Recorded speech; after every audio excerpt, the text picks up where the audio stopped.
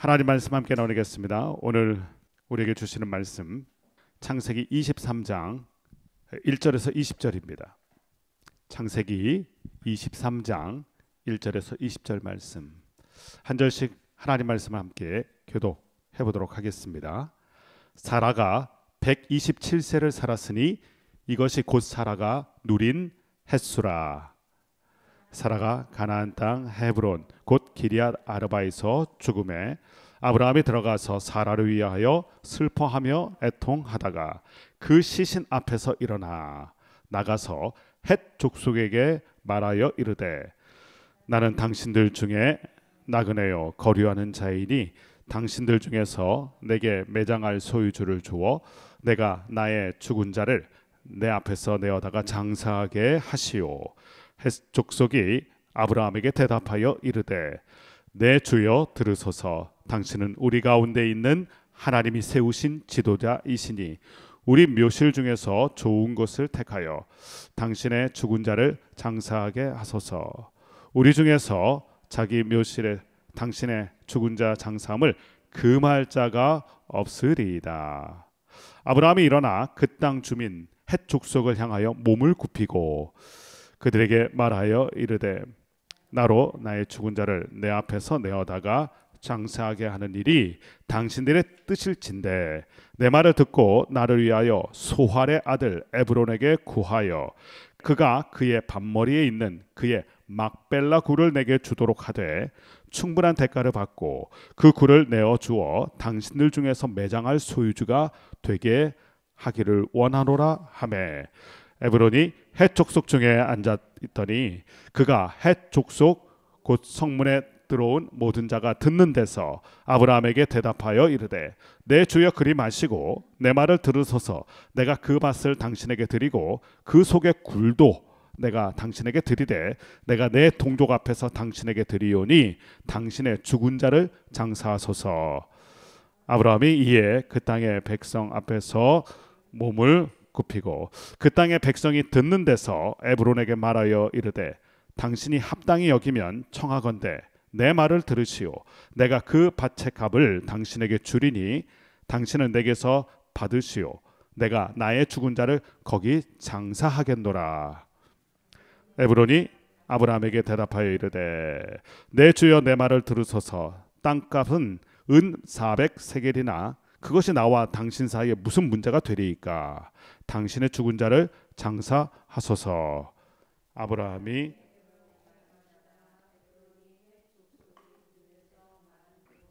상인이 통용하는 은 400세겔을 달아 에브론에게 주었더니 마므레 앞 막벨라에 있는 에브론의 밭 곧 그 밭과 거기에 속한 굴과 그 밭과 그 주위에 들린 모든 나무가 성문에 들어온 모든 헷 족속이 보는 데서 아브라함의 소유로 확정된지라. 19절 20절 같이 읽겠습니다. 그 후에 아브라함이 그 아내 사라를 가나안 땅 마므레 앞 막벨라 밭굴에 장사하였더라. 마므레는 곧 헤브론이라. 이와 같이 그 밭과 거기에 속한 굴이 헷 족속으로부터 아브라함이 매장할 소유주로 확장되었더라. 아멘. 오늘 말씀은 창세기 23장으로 넘어가는데 22장이 그 유명한 이삭을 드렸던 아브라함 믿음의 하이라이트 장면이죠. 23장 말씀이 오늘 기록되어 있는데 오늘 말씀에는 그의 영혼의 단짝이었던 믿음의 파트너였던 아브라함의 믿음을 곁에서 잘 돕는 배필로 세워주었던 사라의 죽음이 기록되어 있습니다. 1절과 2절 말씀 보면 사라가 누린 횟수 127세 그리고 기럇 아르바에서 죽었더라. 성경 말씀 보면 죽음에 대한 얘기가 자주 등장합니다. 믿음의 사람들의 죽음에 대해서 그 끝에 대해서 오메가 포인트에 대해서 자주 기록하고 죽음이란 단어를 우리로 눈으로 보게 하고 묵상하게 만듭니다. 죽음이란 단어가 성경 속에 나올 때마다 그래서 우리가 꼭 기억해야 될 몇 가지가 있습니다. 첫 번째는 태어난 순간이 있다면 우리가 죽는 순간도 있다는 것입니다. 이 모든 사람의 시작과 끝이에요. 첫사람 아담도 죽었고 불사조 같았던 모세도 죽었고 그리고 오늘 말씀 보니까 믿음의 어머니였던 열국의 어미였던 사라도 죽습니다. 우리 모두에게 이 죽음이라는 원하진 않지만 그러나 맞이해야만 하는 시간이 있다는 것. 그래서 지혜로운 사람은 시작이 있다면 끝이 있다는 것을 반드시 기억합니다. 그래서 이 죽음이라는 단어가 우리에게 주는 메시지를 꼭 기억해야 됩니다. 우리에게도 마지막의 순간이 있다. 두 번째, 오늘 말씀 보니까 사라가 127세, 아브라함보다 10살 어렸죠. 그런데 사라가 먼저 부르심을 받았어요. 흔히 하는 말에 오는 순서 있어도 가는 순서 없다, 이런 표현이 있잖아요. 마찬가지입니다. 주님이 오라고 하시면 언제든지 가야 되는 게 우리예요. 그런데 중요한 건 1절의 표현이에요. 누린 횟수. 누가 누리게 하신 겁니까? 누가 이 시간을 허락하신 겁니까? 하나님이 127세라는 시간을 누리도록 허락하신 거죠. 그러니까 죽음이란 게 안타깝지만 사실 감사한 시간이에요. 하나님이 그 시간을 누리게 하셨잖아요. 우린 죽음이란 것만 보고 하나님을 원망할 때도 있고요, 아쉬워할 때도 많아요. 그러나 다른 쪽에서 죽음을 보면 하나님이 누리게 하신 시간이 있었다는 거예요. 그 시간이. 그러므로 우리가 마지막 시간이 있다는 것을 기억하며 그 모든 시간은 하나님이 누리게 하신 시간이란 것을 죽음이란 단어에서 다시 한번 깨닫게 됩니다. 그리고 더 중요한 게 있죠.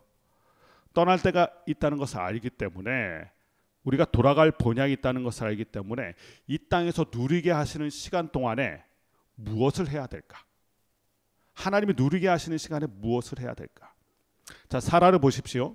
누린 횟수가 127세예요. 이 127이라는 숫자를 보면서 사람들 무슨 생각했을까요? 사람들에게 이 숫자가 중요해요. 아, 장수했다, 오래 살았다, 뭐 살 만큼 살았다, 뭐 이런 생각하겠죠. 그러나 말씀을 통하여 하나님의 뜻을 보기 원하고 하나님의 손길을 느끼기 원하는 우리는 이 인생을 통하여 사라는 무엇을 했을까? 하나님께 어필되는 것은 무엇일까? 여러분, 인생을 통하여 하나님께 어필되는 건 한 가지예요. 지난 주일 말씀에서도 우리가 99세라는 나이를 보면서 숫자를 보지 않고 무엇을 보게 됐죠? 길이가 아니라 깊이라는 단어 보면서 우리에게 주어진 삶을 얼마나 살았냐가 중요한 게 아니라 어떻게 살았느냐가 중요해요. 세상의 관점은 얼마나 살았느냐잖아요. 장례식 가면 항상 물어보는 게 연세가 어떻게 됐습니까? 향년 몇 세입니까? 사실 그거 중요하지 않아요. 얼마나 살았냐가 중요한 게 아니라 어떻게 살았냐가 중요해요. 사람들에겐 사라의 127세가 어필되었을지 몰라도, 그러나 우리에게는 사라의 믿음의 인생을 계속해서 살펴본 우리에게는 무엇이 중요합니까? 사라가 어떤 믿음의 삶을 살았는가, 그리고 어떤 사명을 감당했는가. 사라가 감당한 사명이 있었죠. 첫 번째는 그 연약한 아브라함을 믿음의 장부로 세워가는 일을 했었고요. 두 번째는 약속의 자녀를 통하여 열국의 어미가 되는 사명을 감당했고요. 그러므로 우리가 죽음을 볼 때마다, 죽음을 또한 생각할 때마다 우리가 생각해야 될 게 있어요. 어떻게 살아가고 있는가? 나는 저 사람은 어떻게 살았는가? 우리에겐 한 가지가 중요해요. 우리의 삶을 통하여 우리가 이룬 하나님의 뜻은 무엇인가? 감당한 사명은 무엇인가? 언젠가 빌리 그레이함을 추모하는 그 딸 앤 그레이함의 추모사를 본 적이 있어요. 위대한 전도자였던 그 아버지를 추모하는 딸이 나와서 추모를 하더라고요. 그래서 그 고백이 참 마음에 깊이 남았는데, 우리의 아버지 빌리 그레이함은 수많은 죄인들을 천국 문 앞까지 인도한 가이드였습니다. 그 말에 너무 깊게 왔어요. 아버지를 추억할 때 아버지가 감당한 사명을 추억을 하더라고요. 하나님은 아버지 앞에서 인생을 이렇게 사신 분입니다. 그 추모사가 굉장히 마음 깊게 깊은 울림으로 제게 다가왔어요. 인생을 살아갈 때, 인생이라는 시간, 누리는 시간을 주셨을 때 하나님은 그 시간을 통하여 나를 어떻게 기억하실까? 사람들은 숫자를 기억할 거예요. 그 사람의 자리와 위치, 역할을 기억할 거예요. 그러나 우리에게 그 삶을 누리게 하신 주님은 네가 무엇을 하다 왔니? 사명을 잘 감당하다 왔니? 이게 더 중요해요. 그래서 오늘 사라의 죽음을 보면서 우리가 여러 가지를 생각하게 됩니다. 죽음 앞에 서면 겸손하게 되고요. 지혜자의 마음은 초상집에 있다는 것처럼 죽음을 생각하면 오늘의 삶을 어떻게 살아가야 될까? 우리에게 주어진 시간을 어떻게 살아가야 될까? 이것을 생각하게 돼요. 그래서인지 성경은 죽음에 대한 이야기가 많아요. 그 죽음을 볼 때마다 우리는 우리가 이 땅에서 있는 시간이 정해져 있다는 것, 누리게 하시는 시간이 있다는 것, 그 누림을 통하여 우리가 감당해야 될 사명이 있다는 것, 이것을 좀 기억을 해봐야 됩니다. 한편 그 사랑하는 단짝 사라를 보내는 아브라함의 모습이 기록되어 있는데 2절 말씀 보면 기럇 아르바에서 죽음에 사라를 위하여 슬퍼하며 애통했다. 기럇 아르바는 아르바의 마을이, 아르바 사람들의 마을이란 뜻인데요. 이 아르바가 아낙 자손은 기골이 장대했던 아낙 자손의 후손들이에요. 그 땅을 다스렸던 사람들이 아마 기골이 장대했겠죠. 근데 거기서 이제 이 사라가 죽은 거예요. 근데 그 사라의 죽음 앞에서 어떻게 했냐면 슬퍼하고 애통하였다. 사람이 받는 스트레스를 이렇게 나누는 게 있어요. 사람의 그 스트레스 지수라고 그러죠. 언제 가장 많이 스트레스 받을까요? 사랑하는 사람과 이별할 때, 사별할 때, 그때 스트레스 지수가 가장 높다고 합니다. 그러니까 아브라함이 지금 사라를 잃었잖아요. 슬퍼하며 애통하였다. 배우자의 죽음 앞에서, 사랑하는 영혼의 단짝 앞에서, 믿음의 배필, 돕는 배필의 죽음 앞에서 그가 슬퍼하며 애통하였다. 어떻게 보면 아브라함 인생에서 가장 큰 슬픔을 경험했던 시간입니다. 떠나보내는 아픔. 그 아픔을 겪으면서 이 아브라함이 오늘 말씀 보면 사라를 위해서 묘시를 준비하는 장면이 오늘 말씀에 등장해요. 오늘 말씀의 대부분은 그런 내용이죠. 자, 어떻게 준비하는지를 한번 좀 보려고 하는데요. 3절 4절 말씀 한번 같이 한번 읽어보겠습니다. 먼저 3절과 4절입니다. 같이 읽겠습니다. 시작. 그 시신 앞에서 일어나 나가서 헷 족속에게 말하여 이르되 나는 당신들 중에 나그네요 거류하는 자이니 당신들 중에서 내게 매장할 소유주를 주어 내가 나의 죽은 자를 내 앞에서 내어다가 장사하게 하시오. 헷 족속에 가서 아브라함이 이제 묘시를 준비하기 위해서 자기 자신에 대한 고백을 하는데 나는 당신들 중에 나그네요 거류하는 자다. 저는 이 고백이 굉장히 중요하다고 생각해요. 아브라함이 지금 이 땅에서 산 지가 얼마나 됐을까요? 62년 됐습니다. 그가 75세에 하란을 떠나서 가나안 땅에 들어왔고 지금 이 고백을 하는 때가 137세. 사라와 아브라함의 나이가 10년 차잖아요. 127세 죽었으니까 지금 137세거든요. 그러니까 거의 62년, 강산이 6번 반하는 아주 긴 시간을 살았어요. 이 땅에서. 근데 그 땅에서 뭐라고 고백합니까? 나는 나그네요 거류하는 자다.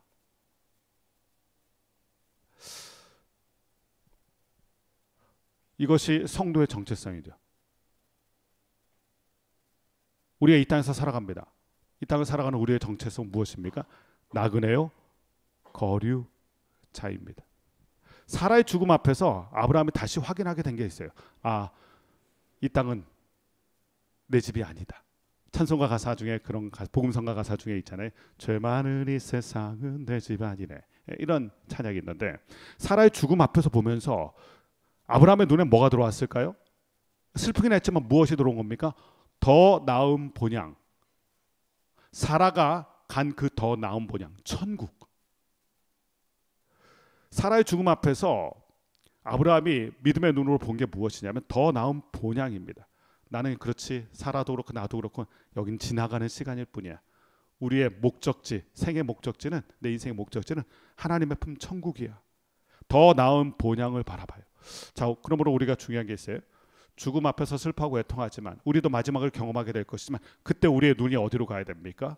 더 나은 본향 천국으로. 그래서 히브리서 11장 10절 말씀 보면 아브라함의 생에 대해서 이야기하면서 이렇게 얘기합니다. 하나님이 계획하시고 지으실 터가 있는 성을 바라보았다. 그가 이 땅에서 나그네로 살아갔던 이유는 하나님께서 계획하시고 지으실 터가 있는 성을 바라보았다. 천국이 안 보이면요, 우리 이 땅에 초막 셋을 짓고자 해요. 여기가 조사원의 얘기예요. 그리고 여기가 나의 마지막 자리고 내 자리입니다라고 얘기해요. 그러나 천국이 돌아갈 본향, 더 나은 본향이 있다는 것을 기억하는 사람은 내가 오늘 살아가는 이 땅에서 내가 어떤 존재로 살아가야 되는지 고백하게 되는데, 그것이 바로 나그네와 거류하는 자라는 표현이에요. 예수님께서 제자들에게 떠나시기 전에 이런 말씀을 하셨어요. 너희는 마음에 근심하지 말라. 하나님을 믿으니 또 나를 믿으라. 내가 가서 너희가 있어야 될 그 자리를, 그 집을 준비하러 간다. 처소를 예배하러 간다. 성도의 종착역은 어디입니까? 묘지입니까? 아니에요. 우리의 종착역은 묘지가 아니에요. 우리의 종착역은 천국이에요. 더 나은 본향이에요. 사라의 죽음 앞에서 아브라함이 이런 많은 생각을 한 거예요. 사라가 묻힐 사라의 마지막 자리는 이 자리다. 우리의 마지막 자리는 이 자리다 생각한 게 아니에요. 우리가 여기서 살다 여기서 죽지만 그러나 우리는 더 나은 본향으로 간다. 아브라함은 철저하게 하늘 백성으로 살아간다는 걸 보여주고 있는 장면입니다. 이런 아브라함의 고백을 보면서 제가 들었던 말 중에 재미난 말이 좀 생각났어요. 어떤 묘비에 이런 글이 적혀 있더래요. 우리가 묘비를 세우는 이유는 거기서 이제 그 사람을 추모하기 위해서잖아요. 근데 그 묘비에 이렇게 기록되어 있는 거예요. 여기서 나를 찾지 마시오. 나는 천국에 있습니다. 그런 묘비가 있더래요. 여기서 나를 찾지 마시오. 나는 지금 천국에 있습니다. 굉장히 의미심장한 표현이라고 생각해요. 사라의 죽음 앞에서 이 땅을 살아가는 아브라함이 다시 생각한 거예요. 그렇지, 우린 여기서 끝나는 인생이 아니지. 나는 더 나은 본향을 사모하는 사람이지. 그래서 자기 자신을 어떻게 고백하냐면 여기는 내 제2의 고향입니다 라고 고백하지 않고 나는 거류자입니다. 나는 나그네입니다. 천국으로 가는 나그네입니다. 이 고백을 하는 거예요. 자, 죽음이 우리를 깊어지게 만들어요. 사라의 죽음이 아브라함을 더욱더 영적인 본질을 생각하게 하는 귀한 은혜가 있었던 것입니다. 이 고백 후에 아브라함이 사라를 위해서 무덤, 그 시신을 좀 묻어야 되니까요, 묘실을 준비하는 장면이 나오는데 햇사람에게서 토지를 매입합니다. 6절 말씀을 한번 좀 보면 6절에 이렇게 돼 있어요. 내 주여 들으소서. 당신은 우리 가운데서 있는 하나님의 세우신 지도자이시니 우리 묘실 중에서 좋은 곳을 택하여 당신의 죽은 자를 장사하소서. 아브라함이 햇사람에게 묘실을 이제 살려고 했더니 그 사람들이 아브라함에게 이렇게 얘기한 거예요. 이 표현 오늘 말씀 너무 중요한 것 같아요. 내 주여 들으소서. 당신은 우리의 지도자입니다. 좋은 묘실 택하여 쓰십시오. 두 가지가 충격적이죠. 첫 번째는 그들이 아브라함을 향한 고백인데 내 주여, 그리고 당신은 하나님의 지도자이십니다. 여기서 내 주여라는 표현은 존경할 만한 어른을 향한 극존칭입니다. 극존칭. 자, 이곳이 어디라고 그랬죠? 기럇 아르바. 아르바 사람들의 마을이에요. 우리 뭐 안동김 씨가 몰려 사는 그 동네처럼 아르바, 아낙 자손의 후손이 아르바 사람들이 모여 사는 곳입니다. 그 기골이 장대했던 사람들. 거기서 살았던 아브라함인데 그들이 아브라함을 뭐라고 말합니까? 내 주여라고 불렀습니다. 자, 이 표현을 보면 아브라함이 그 62년 동안 그 땅에서 어떤 삶을 살았는지 잘 보여줘요. 영향력이 있었던 거예요. 그 기골이 장대한 아르바 사람들 틈바구니 속에 살아가면서 아브라함이 그들에게 보여준 게 있어요. 고매한 인격이 있었을 것이고 투명하고 정직한 게 있었을 것이고 무엇보다 영적인 모습이 있었을 거예요. 아브라함의 삶이 누구나 존경할 만한 어른의 삶이었고 KS 마크처럼 확실했었고 더 나아가 어둠의 땅에서 빛과 소금으로 살아갔던 모습. 여러분, 세상과 똑같아서 세상에 충격을 줄 수 없어요. 세상과 다른 모습이 있어야 세상을 끌고 갈 수 있는 임팩트가 있는데 아브라함의 모습이 그랬던 모습인 거예요. 62년의 삶을 통하여 아브라함이 그 주변 사람들, 그 마을 사람들에게 보여줬던 삶이 있던 것입니다. 그래서 그들이 아브라함을 높여줬어요. 여러분, 깨닫는 게 있어요. 내가 어떤 인생을 살고 있는지는 내가 증명하는 게 아니라 나와 함께 살아가고 있는 이웃이 증명하는 거예요. 사도행전 말씀 보면 아주 기가 막힌 표현이 있어요. 어느 순간 사람들이 예수 믿는 사람들을 그리스도인이라 부르자. 우리가 스스로 그리스도인이라고 말한 게 아닙니다. 사람들이 보면서 저 사람들 예수 닮은 사람들이네. 저 사람들은 그리스도인이라고 불러야 되겠다. 여러분, 우리 입으로 성도 나는 목사 아무 소용없습니다. 우리와 함께하고 있는 사람들이 그를 인정해야 돼요. 여러분, 내가 나를 증명해서는 안 돼요. 함께하는 사람들이 나를 증명해 주는 거예요. 아브라함도 보세요. 아브라함이 나는 주입니다. 나는 당신들의 지도자입니다. 라고 말한 적이 없어요. 오히려 그 사람들이 인정해 준 거예요. 여러분, 이 장면 보면서 아브라함의 조카 롯이 생각나지 않습니까? 롯이 소돔과 고모라에서 어른 행세할 때 그때 소돔과 고모라 사람들이 어떻게 얘기했습니까? 누가 너를 우리의 법관으로 삼았니? 네가 뭔데? 이런 뜻이었죠. 아브라함과 롯이 비교되는 장면이에요. 아브라함은 기럇 아르바 그 기골이 장대한 사람들의 틈바구니 속에 살아가면서도 선한 영향력이 있었고 돋보이는 어떤 영적인 매력이 있었고 그래서 그를 존귀하게 여기게 됐어요. 롯은 그 소돔과 고모라에 가서 그 사람들처럼 되려고 했지만 세상처럼 되려고 했지만 결정적인 순간에는 어떻게 됩니까? 내침을 당하죠. 인정받지 못하죠. 이것을 보면서 깊이 깨닫게 되는 게 있어요. 내가 어떤 인생을 살고 있는지는 내가 증명하는 게 아니에요. 증명되는 것입니다. 왜냐하면 사람들은 우리가 어떻게 살아가는지 다 듣고 보고 있어요. 가장 가까이는 가족이죠. 가장 가까이는 가족이에요. 그리고 내 이웃이에요. 아브라함이 그러한 삶을 보여주고 있는 거죠. 또 하나 충격적인 것은 묘시를 필요하다 했더니 좋은 것을 어떤 것도 좀 선택하십시오. 그러면 내어드리겠습니다. 사라의 묘자리를 찾는데 아무거나 선택하세요. 좋은 데를 선택하세요. 여러분, 예나 지금이나 명당 자리는 함부로 내주지 않습니다. 내가 써야 될 묘자리 또 우리 가족이 써야 될 묘자리로 거기서 확보해 놓지 그 좋은 명당 자리를 누군가에게 선뜻 내어준다는 일은 있을 수가 없는 일이에요. 그런데 그들이 뭐라고 얘기합니까? 아브라함 당신이라면 어떠한 것을 원해도 우리가 내어드리겠습니다.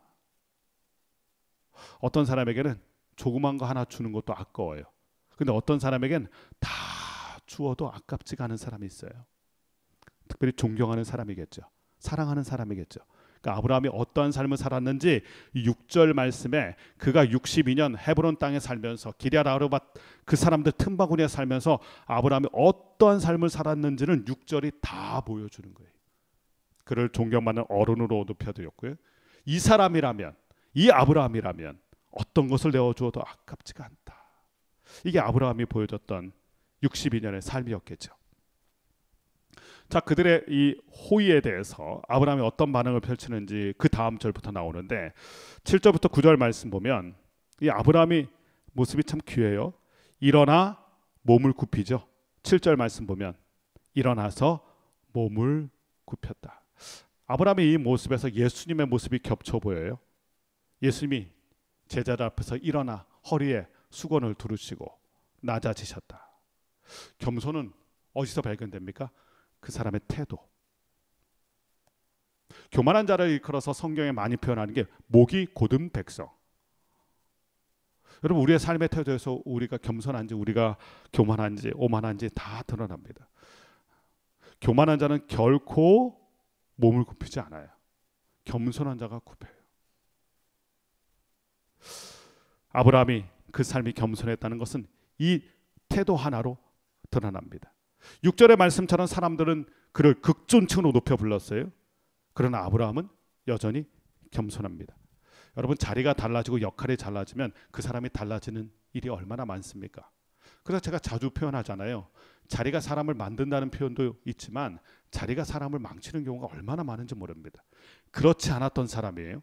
근데 그 자리가 달라지면 군림하는 일이 얼마나 많습니까? 근데 아브라함은 존경받는 위치까지 갔지만 그러나 그의 삶의 태도는 언제나 겸손해요.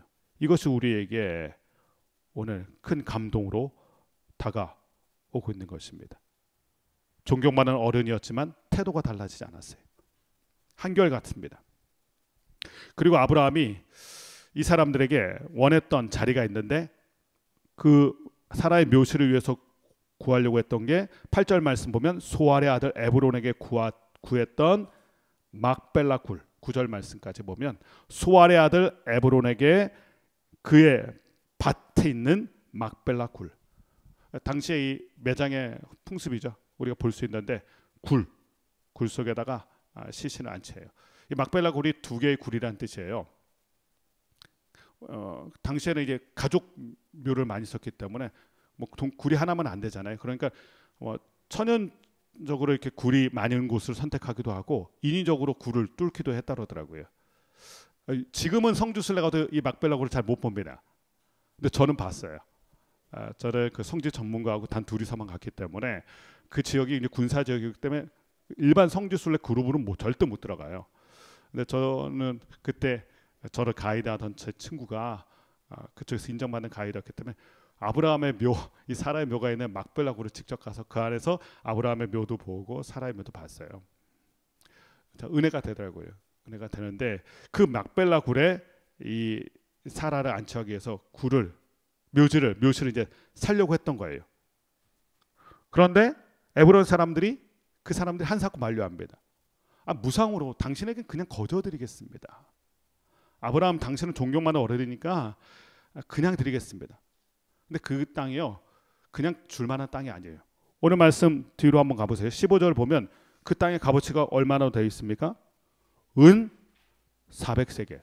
그 땅이 몹쓸 상 맹지여서 아예 그냥 가져가세요. 이렇게 준 게 아니란 말이에요. 은 400세겔이나 되는 굉장한 값어치. 이 은 400세겔이 현 시가로 얼마나 되는지 좀 알려드릴게요. 이게 은 4,560g 정도 된다고 그래요. 그러니까 지금 품삯으로 따지면 보통 사람의 4년 반의 연봉, 1년 연봉도 아니라요 4년 반 정도 일한 값어치가 있는 땅이 이 은 400세겔의 땅이에요. 상당한 가격이죠. 이 땅이면 굉장히 지금으로 치면 뭐 한 2억 정도 되는 건가요? 그 정도 되겠죠. 보통 하면. 근데 이것을 거저 주겠다는 것입니다. 이 귀한 땅을. 그러니까 아브라함이 어떤 삶을 살았는지 계속해서 이 장면이 보여주는 거죠. 자, 이렇게 거저 준다니까 호의를 여기고 그냥 넙죽 받으면 될 것 같은데, 그런데 오늘 말씀 이제 후반부에 보면 한사코 거부합니다. 아브라함이 그냥 주겠다는데 저희 같으면 뭐 땡큐 하고 받을 텐데 좋은 땅 주셔서 감사합니다. 잘 쓰겠습니다. 하면 되는데 이것을 은 400세겔을 주고 특히 매매 계약서까지 쓰죠. 오늘 마지막 절까지 보면 이제 확정하였다 매매 계약서를 썼다 뜻인데요. 그 땅을 매입하게 돼요. 상당한 값어치를 주고 그 막벨라 굴을 정당한 가격을 주고, 그래서 오늘 큐티 제목이 정당한 대가 지불. 자, 여기서 우리가 생각해야 되는 게 대가 지불이에요. 대가를 지불했다. 그냥 호의로 받을 수도 있는데 그렇지 않았다는 거예요. 대가를 지불하고 그것을 정당하게 매입했다. 자, 오늘 이러면서 본문은 끝나요. 근데 이 본문을 끝나면서 한 가지 생각해 볼 게 있어요. 자, 분명히 아브라함은 더 나은 본향을 향했던 사람입니다. 여기는 나그네 길이다. 인생은 나그네 길이라는 뭐 노래가 있는 것처럼. 그런데 왜 집착하는 것처럼 보일까요? 왜 땅을 살까요? 왜 사라의 시신을 위해서 묘실을 준비했을까요? 그리고 왜 하필 막벨라 굴에다 헤브론 땅에다가 이 사라의 묘실을 마련했을까요? 우리가 수구초심이란 말 있죠. 늙어서 죽게 되면 다시 고향을 생각해요. 그러면 사라를 위해서 뭐 갈대아 우르를 생각한다거나, 이제 나도 죽을 때, 사라가 죽었으니 나도 죽을 때가 얼마 남았으니 고향 산천에 묻혀야 되겠다. 그래서 뭐 사라의 시신을 가지고 고향으로 갈 수도 있었는데, 그러지 않고 하나님께서 주신 이 약속의 땅 가나안, 그 막벨라 굴의 헤브론 땅에 묘실을 마련했다. 이게 의미가 있는 거죠.